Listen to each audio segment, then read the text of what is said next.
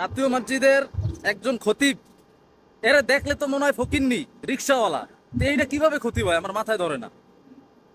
আবার ভুল করে অহরহ, একই দুই তিন লাইন মুখস্থ করে আসে, একই খুতবা প্রতি জুমায় বলে, যে বক্তব্যটা বাংলায় দেয় ওইটা আর আরবিতে বলতে পারে না, সে আবার জাতীয় মসজিদের খতিব হয়ে গেছে।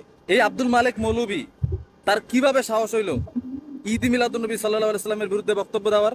পবিত্র ঈদ মিলাদুন্নবী সাল্লাল্লাহু আলাইহি সাল্লামকে বেদাত প্রমাণ করবে এমন কোন মৌলভী এই পৃথিবীতে জন্ম হয় নাই। কোথাকার কোন ১৫০০ বছর পরে আইসা বুট্টা মৌলভী, কোন ক্ষেতের মূলা, সে আইসা পবিত্র ঈদ মিলাদুন্নবী সাল্লাল্লাহু আলাইহি সাল্লামের বিরুদ্ধে কথা। আসসালামু আলাইকুম রহমতুল্লাহ।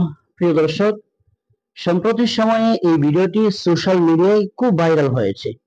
ঈদে মিলাদুন্নবী সাল্লাল্লাহু আলাইহি ওয়াসাল্লামকে নিয়ে বাংলাদেশের জাতীয় মসজিদের খতিব মুফতি আব্দুল মালিক হাফিজাহুল্লাহ যে বক্তব্যটি দিয়েছেন, সেটা ভণ্ড বেদাতীদের গায়ে আগুন জ্বলে যায়। যার কারণে এই বেদাতি বন্ডগুলা মুফতি আব্দুল মালিক হাফিজাহুল্লাহকে নিয়ে চরম পর্যায়ের অশ্লীল ভাষায় গালি গালাজ করতেছে, যা আপনারা ইতিমধ্যে এক ভণ্ডের কাছ থেকে শুনেছেন। নবী সাল্লাল্লাহু আলাইহি ওয়াসাল্লামের প্রতি ভালোবাসার দাবিদার বন্ড আশিক রাসূলের মুখের চমৎকার ভাষা। আচ্ছা, আমি এই মাসুক বস নামের ছেলেটাকে সম্বোধন করে বলতে চাই, আচ্ছা আপনি যে একজন ওয়ারাসাতুল আম্বিয়া, নবীর ওয়ারিস একজন আলেমকে নিয়ে বাংলাদেশের জাতীয় মসজিদের খতিব মুফতি আব্দুল মালিক হাফিজাহুল্লাহকে নিয়ে এইরকম গালিগালাজ করেছেন, এটা আমাদের নবীর কোন জীবনের আদর্শে পড়ে? আপনি তো নবীর ভালোবাসার দাবিদার, নবীর ভালোবাসা, নবীর প্রতি মহব্বত নিয়ে তো এটার প্রতিবাদ করছেন। আচ্ছা আপনি আমাকে বলেন, আমাদের নবীর আদর্শের মধ্যে এই গালিগালাজ কি পড়ে? আমাদের নবীর আদর্শ কি এটাই ছিল যে মানুষকে গালিগালাজ করা, অশ্লীল ভাষায় কথাবার্তা বলা? মানুষকে গালিগালাজ করা এটা তো নবীর আদর্শ ছিল না। বিষয়টা তো এমন নয় যে তিনি এমন কোন কথা বলেছেন যে কাফের হয়ে গেছে। আর আমাদের নবীর আদর্শ তো এত সুন্দর ছিল, কোন কাফের কেউ পর্যন্ত নবী কোনোদিন গালি দেন নাই, অশ্লীল ভাষায় কথাবার্তা বলেন নাই। তাহলে সে এগুলো কার আদর্শ পালন করতেছে?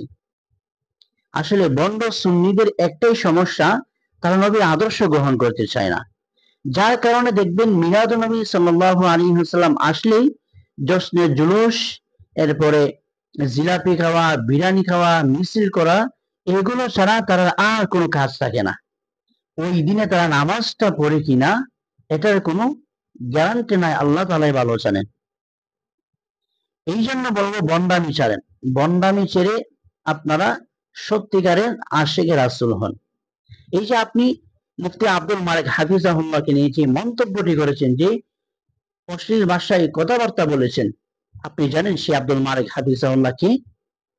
আপনি জানেন না, তবে আপনি তো আপনার শায়েখ আব্বাসী হুজুর হাফিজাহুল্লাহ, ওনার কাছে আপনি থাকেন, সে আব্বাসী সাহেবের কাছ থেকে আপনি জেনে নিয়েন সে আব্দুল মালিক হাফিজাহুল্লাহ উনি কে, ওনার পরিচয়টা কি, আপনার শায়েখের কাছ থেকে আপনি জেনে নিয়েন। এই আব্দুল মালিক হাফিজাহুল্লাহ এই বাংলাদেশের মধ্যে যত উলামায়ে কেরাম আছেন, টপ লেভেলের উলামায়ে কেরাম যারা আছেন, এর মধ্য থেকে অন্যতম একজন এই আব্দুল মালিক হাফিজাহুল্লাহ, যার একটা পশমের কাছে যাওয়ার আপনার কোনো যোগ্যতা নেই। আর সেই আব্দুল মালিক হাফিজাহুল্লাহ আরবি লিখিত কিতাব বাংলাদেশের বাহিরের যে মিশর আছে, আন্তর্জাতিক যে ইসলামী বিশ্ববিদ্যালয়, সেখানের মধ্যে দরসের মধ্যে ওনার লিখিত কিতাব পড়ানো হয়। তাহলে আপনি কাকে নিয়ে কথা বলছেন? আপনি জানেন ওনার যোগ্যতা, ওনার আইলেম, ওনার আমল সবকিছু কত উঁচু মানের। তো সেই উঁচু মানের একটা ব্যক্তিকে নিয়ে মন্তব্য করা, একটা প্রতিবাদ করা, এটা তো আপনাকে বুঝতে হবে, ওই রকম যোগ্যতা রাখতে হবে। আপনার একটা জিনিস ভালো লাগে নাই, একটা জিনিস প্রতিবাদ করতেই পারেন, ভিন্ন মত পোষণ করতেই পারেন, সেই ক্ষেত্রে আপনার কথাবার্তা, প্রতিবাদ সবকিছু সুন্দর হতে হবে, মার্জিত হতে হবে, দালিলিক ভাবে আপনি উপস্থাপন করতে পারেন। এটা হচ্ছে সৌন্দর্য, এটা হচ্ছে নবীর আদর্শ। আপনি নবীর ভালোবাসার আশিক দাবি কইরা নবীর আদর্শ আপনার মধ্যে নাই, নবীর কালচার আপনার মধ্যে নাই, তাহলে কিসের আশিকের রাসূল আপনি দাবি করেন? এই জন্য আপনি সাবধান হন, সতর্ক করে দিলাম। আপনার কোনো বিষয়ে ভিন্ন মত থাকলে সেটা দালিলিকভাবে সুন্দরভাবে উপস্থাপন করেন না, অবশ্যই যাতে আপনারটা গ্রহণ করবে, কিন্তু এই রকম ভাষায় উপস্থাপন করে নিজের পরিচয়টা মানুষের কাছে প্রকাশ করবেন না। এই জন্য আপনার কাছে দাবি থাকবে, আপনার সঠিক পথে ফিরে আসেন এবং উলামায়ে কেরামদের সম্পর্কে সমালোচনা করার আগে নিজেদের জবানটাকে হেফাজত করেন। কোনো কিছু আপনার ভিন্ন মত থাকলে দালিলিক সুন্দরভাবে কোরআন হাদিসের আলোকে উপস্থাপন করেন। আপনাদের তো আলিমের পাহাড় নিজেদেরকে দাবি করেন, তাহলে সেই কোরআন হাদিসের আলোকে সুন্দরভাবে সবকিছুকে উপস্থাপন করেন না। আল্লাহ তাআলা সঠিক বুঝ দান করুন এবং বাইটাকে আল্লাহ পরিপূর্ণ হেদায়েত দান করুন। আমিন।